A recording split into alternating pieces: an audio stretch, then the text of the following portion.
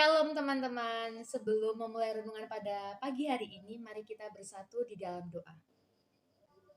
Tuhan Yesus, kami mengucap syukur pada pagi hari ini atas berkat yang Engkau limpahkan kepada kami sampai pada saat ini, sehingga kami dapat menghirup udara segar pada pagi hari ini. Itu semua atas kehendak-Mu ya Bapa. Sebentar kami akan mendengarkan sebagian dari firman-Mu melalui renungan pagi pada hari ini.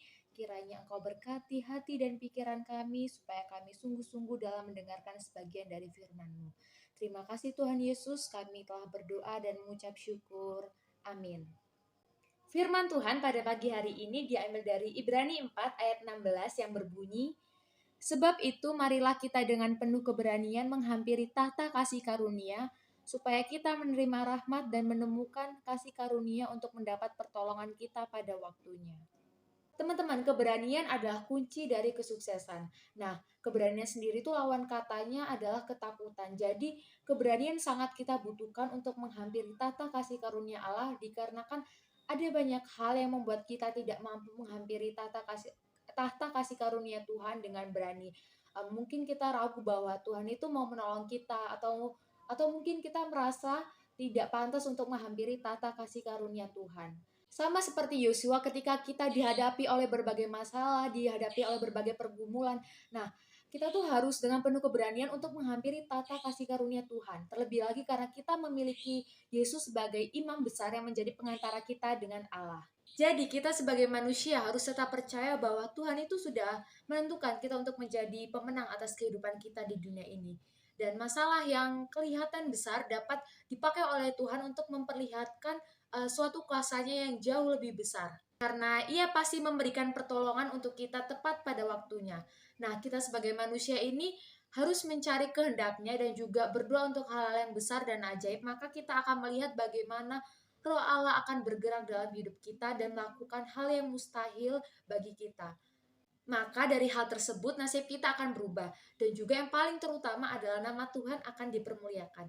Karena hanya mereka yang punya keberanian saja yang akan mendapatkan lebih banyak kasih karunia.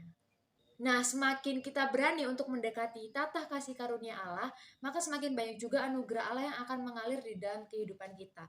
Namun sebaliknya ketika kita semakin takut dan melihat diri bahwa kita tidak seperti Allah melihat kita, maka semakin sedikit juga kita akan menikmati apa yang ada di tahta kasih karunia Allah. Keberanian yang dimaksud dengan Alkitab adalah identik dengan iman. Sebab mereka yang memiliki iman pasti memiliki keberanian. Nah, kita bisa melihat dalam keseluruhan pasal 11 dari kitab Ibrani bahwa bagaimana para pahlawan-pahlawan iman menghadapi situasi sulit dan mustahil untuk diselesaikan. Tetapi dengan iman mereka, dengan kepercayaan mereka, mereka bisa menghadapi dan menang akan suatu peristiwa tersebut. Dapat kita lihat juga di Ibrani 11 ayat 6 yang berbunyi, "Tetapi tanpa iman tidak mungkin orang berkenan kepada Allah. Sebab barang siapa berpaling kepada Allah, ia harus percaya bahwa Allah ada, dan bahwa Allah memberi upah kepada orang yang sungguh-sungguh mencari Dia." Jadi yang dimaksud ayat ini adalah hanya dengan imanlah semua yang ada di tahta kasih karunia itu akan mengalir di dalam kehidupan kita. Karena itu hampirilah setiap waktu tahta kasih karunia dengan iman, sebab di sana telah duduk imam besar agung kita yang siap membela kita, maka kita akan menerima rahmat dan menemukan kasih karunia untuk mendapat pertolongan kita pada waktunya. Iman juga membuahkan keberanian dan ketakutan membuahkan kebimbang.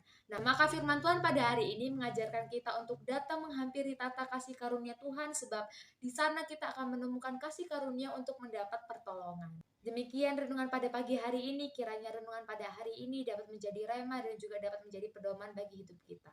Sebelum kita mengakhiri renungan pada pagi hari ini, mari kita bersatu di dalam doa. Terima kasih Tuhan Yesus karena kami telah mendengarkan renungan pagi pada hari ini. Ya Bapa, kami sangat bersyukur karena firman pada hari ini sangat menguatkan kami. Kiranya dengan firman ini menyadari diri kami bahwa kita selalu datang kepadamu ya Bapa untuk menghampiri tata kasih karuniamu, sebab di sana kita akan menemukan kasih karuniamu ya Bapa untuk mendapatkan pertolongan. Ya Bapa, biarlah renungan pada hari ini dapat kami terapkan di dalam kehidupan kami sehari-hari dan dapat menjadi pedoman bagi hidup kami. Sebentar kami akan melaksanakan aktivitas kami selanjutnya. Bapa, kiranya Engkau berkati dan sertai segala aktivitas kami. Dalam nama Tuhan Yesus kami sudah berdoa dan mengucap syukur. Amin.